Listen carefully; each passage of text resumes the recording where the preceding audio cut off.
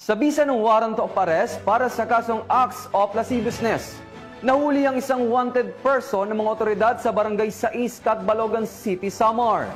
Magbabalita dyan si Patrolwoman Cristel Palapax.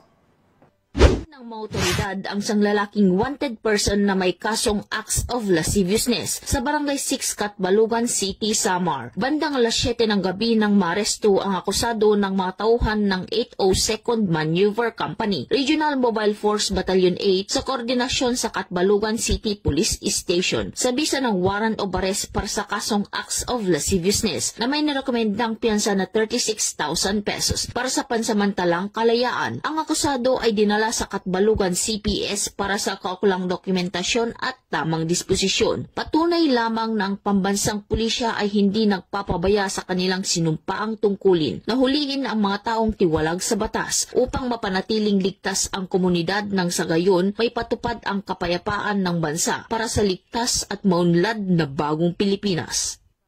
Mula dito sa Eastern Visayas, ako ang inyong PNN correspondent, Patrolwoman Palafox, alagad ng batas, tagataguyod ng Balitang Pulis.